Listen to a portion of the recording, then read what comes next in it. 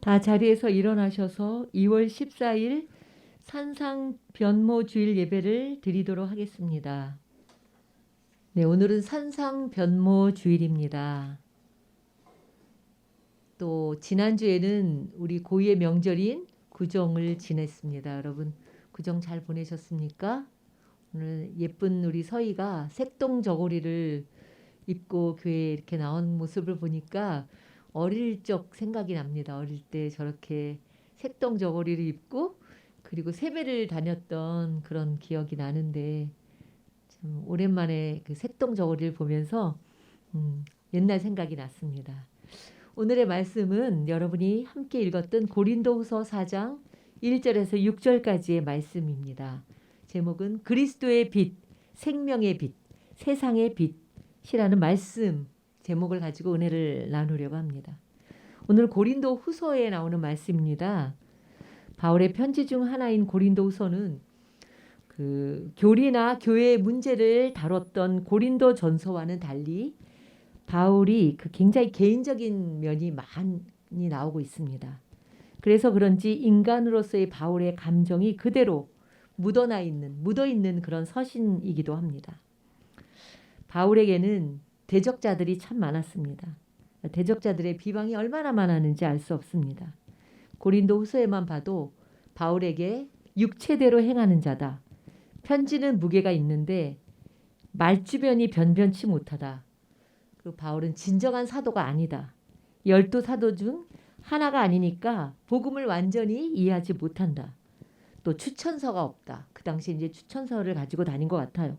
추천서가 없다. 이런 여러 가지로 중상모략을 하고 비방을 했습니다.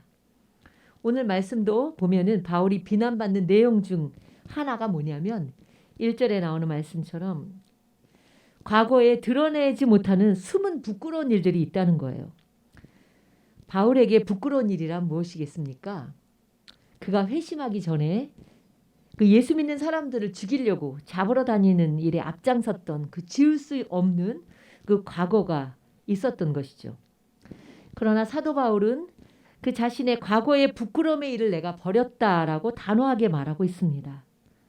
사랑하는 성도 여러분, 과거를 들춰내면 부끄럽지 않은 사람이 어디 있겠어요.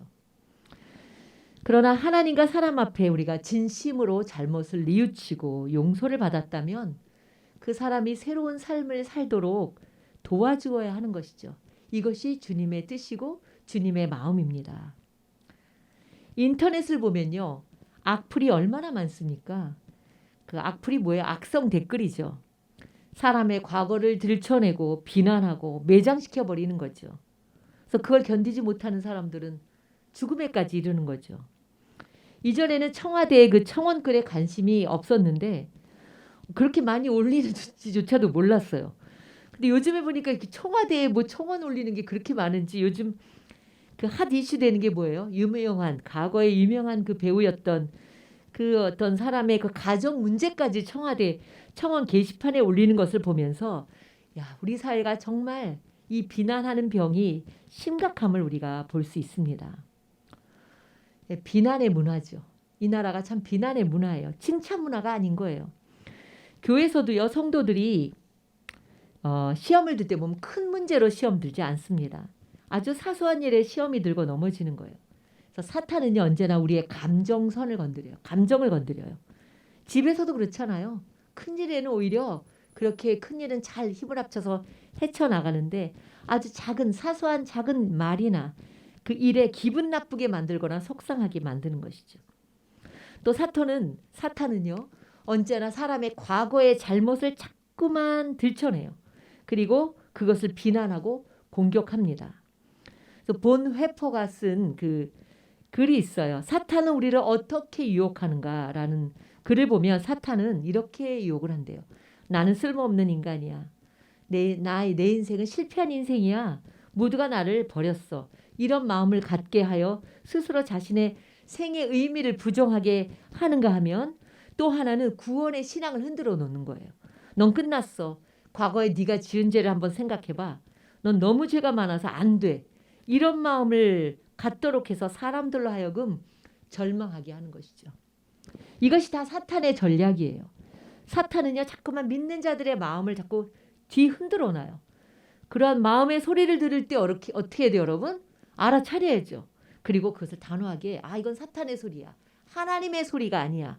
이것을 단호하게 물리쳐야 합니다. 사랑하는 성도 여러분, 복음은요 생명을 살리는 거예요. 살려내는 거예요.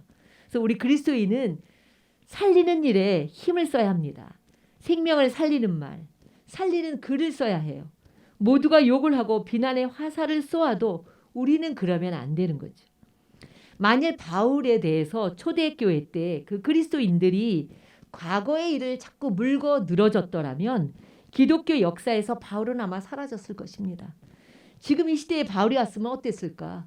물고 늘어져서 바울이 선교의 일을 할 수 있었겠어요? 그러니까 참 이 과거의 일을 물고 늘어지면 그러면 어떤 사람도 이렇게 설 수 있는 사람이 하나도 없는 거죠. 사탄은 또 어떤 전략을 갖냐면 낙심하게 하는 거예요. 그래서 고린도후서 4장만 봐도 바울이 낙심하지 않겠다, 낙심하지 않는다는 말을 3번이나 기록하고 있어요. 4장의 1절, 8절, 16절에 보면 3번이나 이렇게 난 낙심하지 않는다 이렇게 기록하고 있습니다. 이걸 보면 그 당시에 사람들이 얼마나 바울을 비난하고 그의 사도성에 대해서 의심하고 있었는지 알 수 있습니다. 그러나 바울은 난 낙심하지 않습니다. 난 낙심하지 않습니다. 나는 낙심하지 않습니다. 이렇게 3번이나 선언합니다. 그 이유가 무엇입니까? 1절에 나와 있어요. 하나님께서 이 바울에게 자비를 베푸셔서 복음의 일꾼으로 삼으셨다는 것을 확신하기 때문입니다. 하나님의 일꾼에게는 이와 같은 자세가 중요합니다. 나를 가장 잘 아는 가까운 사람, 또 정말 교회에서 잘 믿는 사람들이 나를 비방하고 나를 욕할 때 내 마음이 흔들릴 때도 있습니다. 어떻게 저럴 수가 있지? 믿는 사람이, 잘 믿는다는 사람이 저렇게 비방하고 욕을 할 때 내 마음도 가끔 미끄러질 만큼 힘들 때가 있습니다. 바울도 얼마나 많이 화가 나고 마음이 흔들렸겠습니다. 그러나 그때마다 나를 하나님의 일꾼, 하나님의 자녀 되게 하신 것은 사람이 아니라는 거예요. 하나님의 자비하심이고 하나님의 긍휼하심이고 하나님의 은혜라는 믿음이 있었기 때문에 흔들림이 없었던 거예요. 내 삶의 모든 일에 하나님의 뜻과 계획이 있기에 사람들이 뭐라 하든 낙심하지 않는 거예요. 여러분, 신앙은 누구 때문이 아니에요.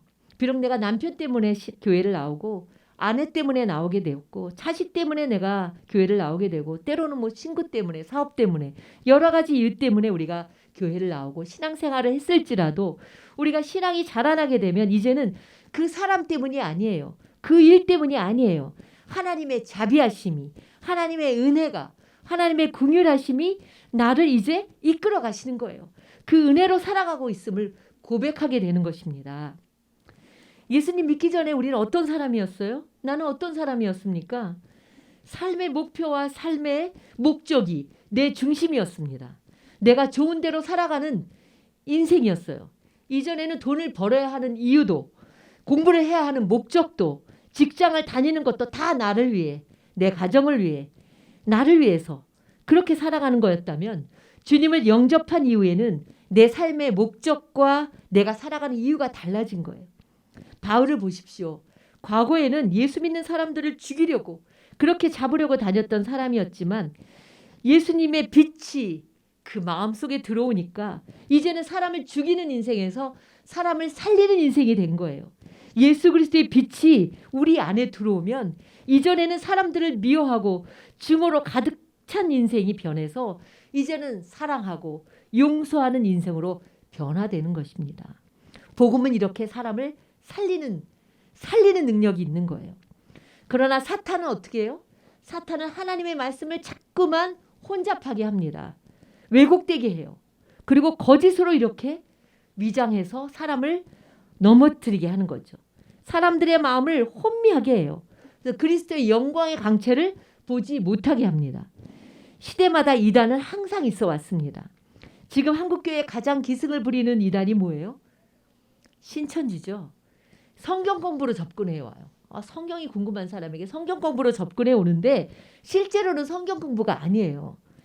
그 이만희, 교주 이만희의 교리 공부라고 할 수 있어요. 그 예나 지금이나 얼마나 이단이 많아요. 그 교리를 가지고 성경 공부합시다 하고 와서 성경을 공부하는데 이 성경을 너무 무지하면 그 모르는 거죠. 그러다 보니 나중에는 그 교리를 공부하는 거죠. 점점 깊이 들어가면 빠져나올 수가 없는 거예요. 바울 당시의 이단은 어떤 이단이 대표적인 이단이었어요? 영지주의였죠. 영지주의는 뭐냐면 영은 뭐예요? 거룩하고 신성하고, 육은 뭐예요? 더럽다. 그렇게 영과 육을 분리해서 극단적인 현상으로 나타나는데, 그거 하나는 뭐냐면 방탕으로 가는 거예요.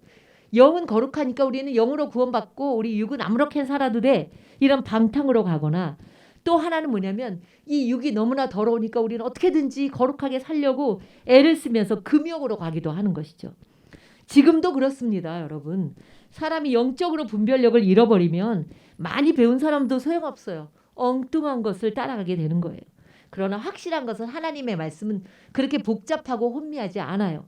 하나님의 말씀은 심플해요. 단순해요. 그리고 진실하고 분명합니다. 복잡하지 않습니다. 그래서 복음이 들어가면 그 사람은 지극히 정상적인 사람이 되는 거예요. 정상적인 생활을 하는 거예요. 뜬구름 잡는 생활을 하지 않아요. 그 뜬구름 잡는 생활을 한다는 것은 그 복음이 뭐예요? 바른 복음이 아닌 것이죠.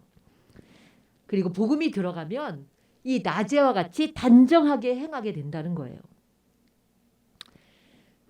고린도후서 4장 4절에 보면 이 세상의 신은 사람들의 마음을 가리우고 그리스도의 영광의 복음의 빛을 보지 못하게 한다고 말씀하고 있습니다. 이 세상의 신이 뭐예요? 거짓신이죠. 광명의 천사로 가장하여 참빛이 아닌 가짜의 아주 현란한 빛을 보게 하는 거예요. 거짓을 말할 뿐만이 아니라 참된 것을 숨기는 거예요. 사람으로 하여금 가짜 빛을 보니 휘황찬란한 그 빛을 보고 그 빛이 참빛인지 알고 따라가게 한다는 거죠. 복음의 귀한 가치를 알지 못하도록 그 가짜 빛으로 말미암아 참빛을 가리우게 된다는 거예요. 이 세상의 신이 무엇입니까? 음란의 신, 탐욕의 신, 거짓의 신, 여러 가지 우리의 마음을 혼미케 하는 그런 신이 이 세상의 신이라고 할 수 있습니다.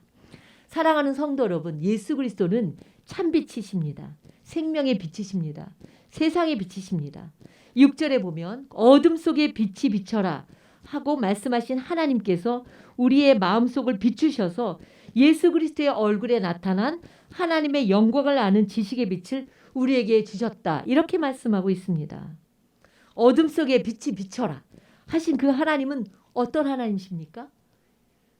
창세기 1장 1절에 천지창조의 첫날 땅이 혼돈하고 공허하며 흑암이 가득한 이 세상에 가장 먼저 창조하신 빛이 있으라 하신 그 하나님이 이 어두운 우리 마음속에 그 빛을 비추어 주셔서 비추어 주셨는데, 그 빛이 뭐냐면 하나님의 진리를 깨닫게 하는 빛이었다는 것이죠. 그리고 그 빛은 바로 예수 그리스도의 얼굴에서 나오는 빛이라는 겁니다. 성도 여러분, 우리 마음에 예수님이 오시면, 우리 마음에 예수님을 영접하면 이 빛이 들어오는 거예요. 생명의 빛이 들어오는 거예요. 진리의 빛이 들어오는 거예요. 성경에 보면 이 생명의 빛이 들어온 사람들이 너무나 많습니다. 우리가 한번 루디아를 볼까요? 루디아는 어떤 사람이었어요? 옷감 장사였습니다. 옷감을 팔며 돈을 벌었지만 그녀의 마음속에는 생명의 빛이 없었습니다. 그러나 어느 날 강가에서 여인들과 함께 있던 루디아에게 드디어 기회가 온 것이죠. 바울을 만나게 된 거예요. 그녀가 복음을 들을 때 그 마음에 생명의 빛이 들어간 것이에요. 여러분, 누구를 만나느냐가 참 중요합니다. 생명의 빛, 복음의 빛을 가진 사람을 만나면 나도 그 빛을 받게 되는 거예요. 여러분의 마음속에 그 생명의 빛, 복음의 빛이 있다면 그 여러분을 만나는 모든 사람들이 그 빛을 받게 되는 거예요. 햇빛이 우리 생활에서 얼마나 중요합니까? 햇빛을 많이 보지 못하면 우리 몸속에 그 멜라토닌이라는 호르몬이 만들어지지가 않는데요. 그래서 멜라토닌 호르몬이 몸속에서 만들어지지 않으면 사람이 자꾸 가라앉게 되죠. 자꾸 잠만 자고 싶어하고, 그리고 결국은 우울증에 빠지게 되는 거예요. 지금 이 시간 잠을 주무시는 분은 없으시죠? 네, 눈을 뜨고 눈을 뜨고 깨워주시기 바랍니다. 네, 이렇게 그 햇빛을 받지 못하면 자꾸 잠이 자고 싶은 거예요. 우울증에 빠지게 되는 거예요.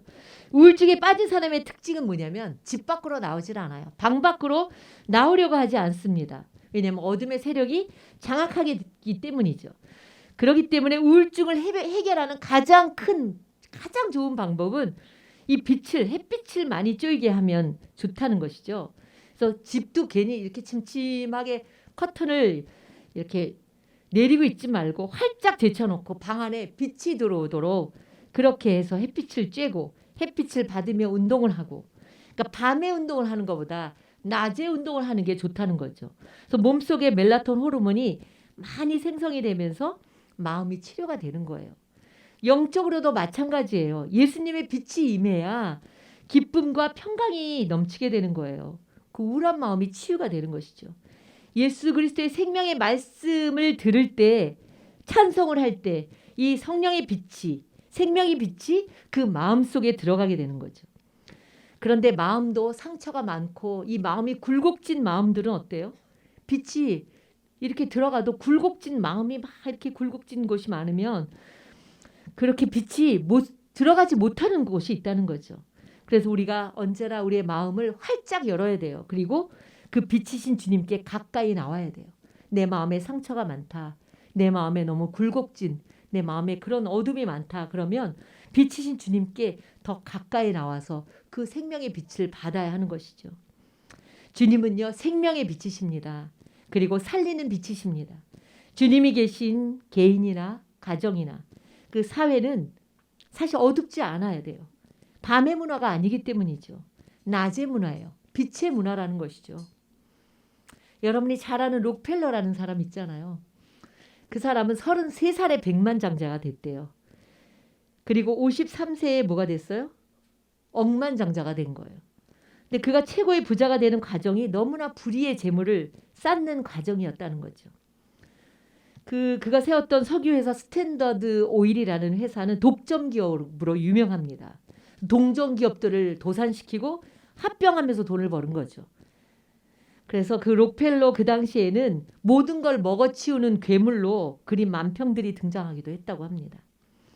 그 록펠러 때문에 미국의 그 당시에 독과점 금지법을 제정할 수밖에 없었다고 하고, 루즈벨트 대통령은 록펠러가 얼마나 선행을 하든 그 불을 쌓기에 저지른 악행을 다 갚을 수는 없다. 이렇게까지 악평을 할 정도였습니다.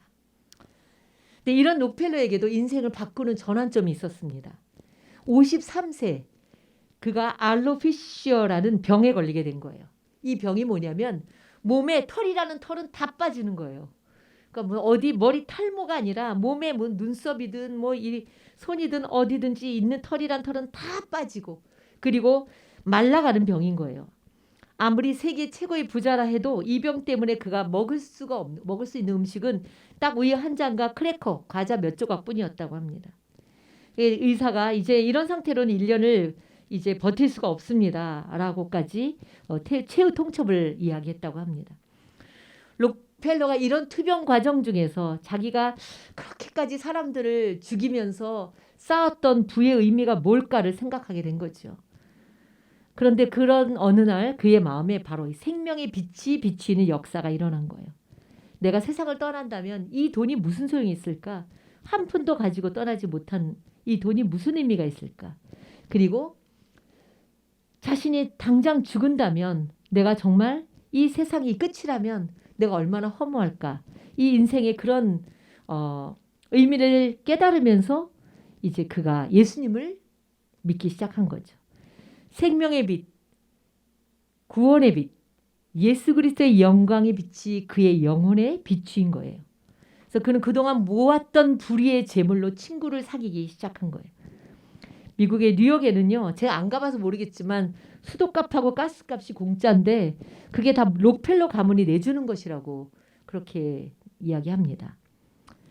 그러니까 록펠러는 이렇게 얘기해요. 하나님께서 내게 돈을 버는 재능을 주셨기에 또 하나님이 명하시는 대로 나는 그 많은 돈을 주위 사람들에게 써야 한다. 이렇게 말하곤 했다고 합니다.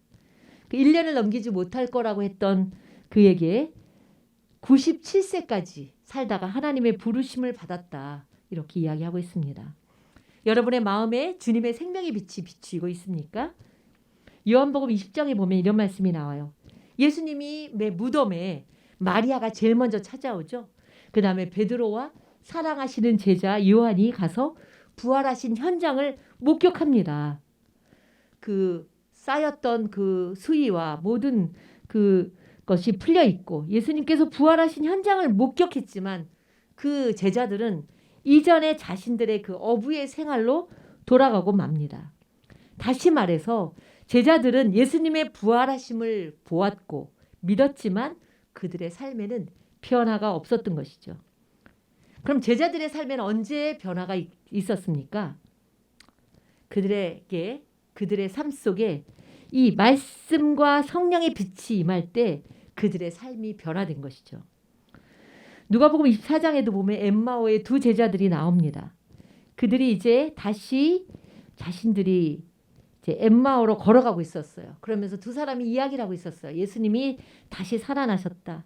그 이야기를 서로 나누고 걸어가고 있었지만 그들에겐 아직은 생명의 빛이 임하지 않았습니다. 누군가 그들과 동행하면서 하나님의 말씀을 풀어주실 때 그들의 속이 뜨거워지면서 그들의 눈이 떠진 거예요. 그리고 그들이 이렇게 고백하죠. 성경을 풀어주실 때 우리 속이 뜨겁지 아니하냐? 그가 누구예요? 나중에 예수 그리스도인지를 알지 못했지만 함께 동행하는 그 사람이 성경을 풀어주실 때에 그들의 속이 뜨거워진 것이죠. 여러분, 하나님의 이 말씀과 부활의 사건이 연결될 때, 또 성령이 내 안에 오셔서 그 말씀이 깨달아질 때 우리 안에 생명의 빛이 비추게 되는 거예요. 비추이게 되는 거예요. 그때 능력이 나타나는 거예요. 오늘날 많은 그리스도인들이 십자가의 고난과 부활을 믿어요. 그러나 그것이 생명의 능력으로 나타나지 않는 이유가 무엇일까요? 내가 예수님을 믿어요. 그러나 예수 그리스도의 부활의 능력, 생명의 능력과는 상관없이 살아가는 그리스도인들이 얼마나 많습니까? 나는 그리스도인입니다. 그러나 뭐예요? 예수님을 믿습니다. 그러나 내 삶에는 변화가 없어요. 부활의 능력이 내 안에 없어요. 생명의 능력과는 상관없이 그냥 이름만 그리스도인으로 살아가는 그런 삶이 얼마나 많습니까? 2000년 전의 부활의 사건이 아니라 오늘 바로 나를 살리는 그 생명의 능력으로 역사해야만 하는 것이죠.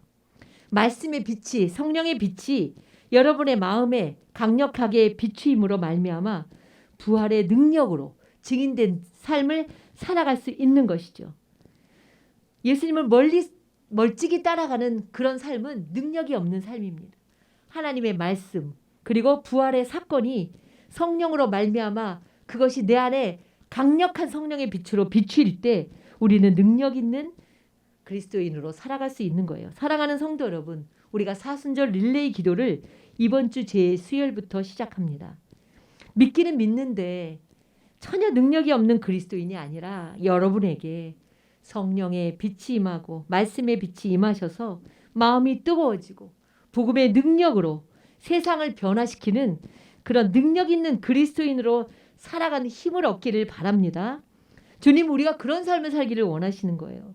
이름만 그리스도인이고 이름만 목사면 뭐합니까? 복음의 능력이 없는데, 생명의 능력이 없는데 내가 가는 곳마다 그 빛이 다른 사람들에게도 비추어지는 그런 삶을 살아가는 걸 주님은 원하십니다.